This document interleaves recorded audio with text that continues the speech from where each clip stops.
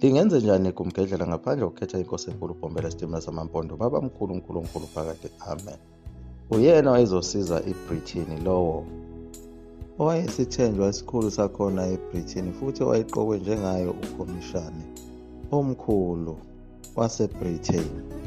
Naye futhi lo khomishani omkhulu onguSir Alfred Milner waphinde waba nalo loluya valo olwalukade lushaya yena uCecil Rhodes ukuthi amabhunu lawa angase agcine adle wona umhlaba wakhona phela eBrithani lona okuthiwa iCape Colony ngenxa yawo amandla ezomnotho anawo. Phela iNingizimu Afrika lena iyona ebihamba phambili ngalo elokugolide nalo idayimane umhlaba wonke jikelele. Babeyesabela kona lokho njengoba nayo uCecil Rhodes lona wayekhanda onke amatulo akhe esekhande nalo itulo lokuthi nazo izifika namthwalo lezi zivote ukuze zizogodula yena uPaul Kruger lona phela onguhulumeni wakhona eRepublic of Africa. Kodwa leyo mzamo yokuvota kwaze izifika nomthwalo ayiphumelelanga ngoba kwaphinde kwaqokwa yena uPaul Kruger njengayo umongameli wase-Zuid-Afrikaanse Republic. uSir Alfred Milner wayitshela ukuthi ngeke engene ngempela njengohulumeni uPaul Kruger. uSir Alfred Milner waphinde wabe sebizwa yena uChamberlain ezokhuluma naye ukuthi usebone kahle ukuthi amabhunu ayingozi kakhulu ngomnotho wase-South Africa futhi azolithuthukisa kakhulu lelizwe lase-South Africa njengoba phela amabhunu ayezinzile khona lapha eSouth Africa engasenalo imuva engafani nawo amaNgisi ngoba amaNgisi wonke umnotho ayewuthola ayewuthatha ayewuthumela emazweni awo. Manje isono esikhulu sawo amabhunu kwakuyiko ukuthi ayezolithuthukisa lelizwe kanti inhloso kwawukuthi amazwe ase-Afrika angathuthuki kodwa bezitapele wona phela umnotho bewayise emazweni awo. uChamberlain yena wayeza ngawo umqondo ukuthi kumele kube khona umqondo woxolo uze nabo bewuzuze kahle lo mnotho. Kodwa baphikisana phela naye uSir Alfred Milner ngoba wathi yena uSir Alfred Milner usebonile ukuthi asikho isixazululo phakathi kwalento ukuze bevimbe lamabhunu angaze abe namandla kakhulu ngoba azoyidla yonke iSouth Africa kuze kuyofika khona eCape Colony. Kumele kuvele kuyiwe empini. Impi iyona ezobe isixazululo sazo zonke izinkinga zayo iBrithani bezokwazi ukuvimba la mabhunu asedlondlobele kangaka. Kwathi amaNgisi esacinga phela icebo lokuthi azoqhamuka kanjani necebo lokuhlasela phela yona iTransvaal. Kwavele kwasuka amanye amaphoyisa amabhunu akhona eTransvaal adubula esinye sazo izifika namthwalo lezi ezingama-Uitlanders. Leli phoyisa eladubula lapho lathi malibuzwa lathi belizivikele. Lesi sifika namthwalo esadubuleka lapho kwakuye phela uTom Edgar. Ilapho umphakathi wazo izifika namthwalo lezi ezingabahwebi babona khona ukuthi lesi kwakuyisenzo sepolitiki. Kwaba yiko ukuqala kwalo udlame phakathi kwamabhunu namaNgisi. Konke lokho kwenzeka ngawo September ka-1898.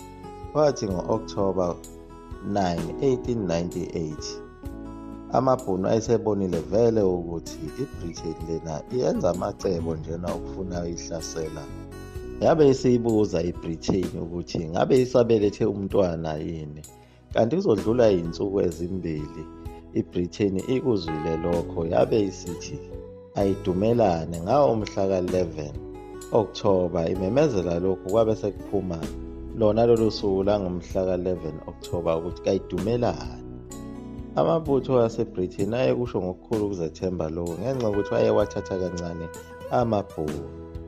Babazi phela ukuthi impi lena bazoyinqoba kalula nje kanti angeke kuze kube lula ngoba phela amabhunu lawa ayehlukaniseke kabili kukhona ase-Orange Free State nase-Transvaal.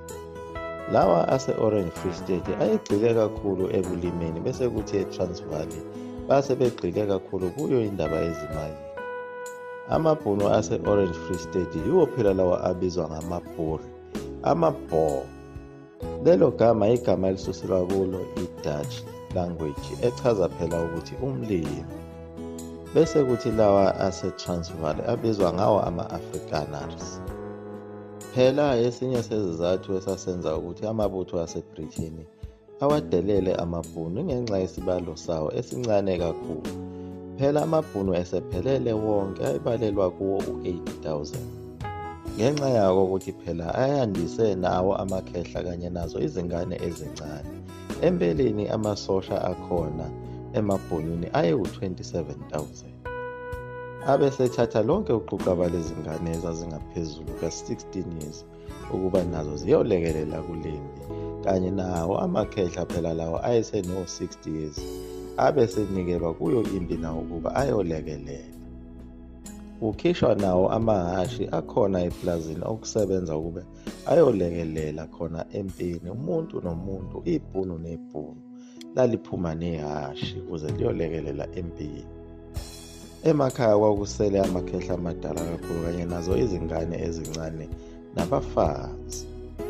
Ingakho amaNgisi ayibona ukuthi azozigwazela ibhece lapha, ngenxa yokuthi wona amaNgisi ayebalelwa ko-500,000 futhi ayesenalo elinye ithuba lokuthi ephinde enxenxe amanye amazwe angabangani bawo ukube eze azolekelela kuyo lempi. Impi yokuqala yadudukalana nakhona phela ngaseDandi entabeni iThalani ngawo 29 October 1899. Kodwa lapho akubonakalanga ukuthi ubani owanqoba ngoba zazidudulana, kanti futhi kwakunohlelo lokuhlukaniswa kwamabutho awo amaNgisi. Impi yesibili yayikhona lapha eLandslaagte ngalo usuku olufanayo, lapho kuthiwa-ke amaNgisi akwazi ukunqoba khona, athi ukusondasondela kancane. Impi yesithathu yayiseModderspruit naseNicholson's Necks, ilapho-ke amabhunu anqoba khona lezo zimpi. Kodwa amabutho amaNgisi ayelokhu ephoqelele njalo ezama ukusondela, kodwa ivinjezelwa khona phela laphana eMnambithi naseKimberley nasemafikeng. Le mpi yathanda ukuba nzima kakhulu kuwamabhunu futhi yayinde kakhulu, yayingasafani naleya mpi yasekuqaleni nempi yasemajuba ngenxa yesibalo esikhulu kakhulu sawo phela amaNgisi. Kodwa kuzo zonke lezi zimpi amabhunu ayibonakala sengathi ayanqoba kakhulu ngoba maningi kakhulu amaNgisi ayesefile kuyo lempi. Konke lokuhlukumeza amabhunu kangaka selokhu kuqalile njena inkosi uDinizulu umngani wakhe uLouis Botha ayikho phela, ayiboshiwe ise-St Helena njengoba yegwetshwe ngawo unyaka 1888. Sebeze bayikhipha-ke manje ngawo ku-1898 njengoba sekuqala lempi. Bayikhipha kanye nabo phela obaba omncane bayo oshingana nabo umntwana wendabuko. Bayikhipha ngaphansi kwembandela ejulile ukuthi ngeke uphinde uzifake ezindabeni zombangazwe, futhi sifuna ukuthi kuqhubeke uhlelo lokufakwa kwazo phela izimishini ezweni lakhona kwaZulu, bese kuqedwa onke amabutho, bonke abantu bayongena esontweni. Inkosi uDinizulu noma base beyidedele, kodwa kwakufana nokuthi yayisaboshiwe ngenxa yayo yonke le mithetho ababeyibekele yona. Iphuma njena inkosi yakaButhelezi uMnyamana kaNgqengelele, iyona esinobudlelwano obuhle nawo phela amaNgisi njengoba yayakhelene namabhunu emngceleni. Okusobala ukuthi isibalo samaDube esandlwana sasesande kakhulu njengoba uZulu wawusunqotshiwe, ukuthi uZulu wonke wasekumele usebenzisane nawo amaNgisi kanye nazo zonke izizwe ezinqotshiwe yiwo umbuso wabelungu, i-Cape of Good Hope. Ingabe kwakuyi-Good Hope kanjani uma kuzochithwa igazi labantu abamnyama abaningi kangaka, kudliwe nomhlaba wabo? Inkosi uDinizulu yayihlukumezeke kakhulu ngaso isenzo sawo amaNgisi ngokuhlasela amabhunu njengoba phela kwakukhona lobo yabudlelwane naye uLouis Botha. Kodwa akekho engakwenza phela inkosi uDinizulu ukulekelela njengoba phela iboshelwe ngaphandle kanye nawo amabutho ayo. Andiguqe lapho eGumgedlela Mzukulu Mafutha Umkhovu Twiteni Mesoka Phakade. Amen.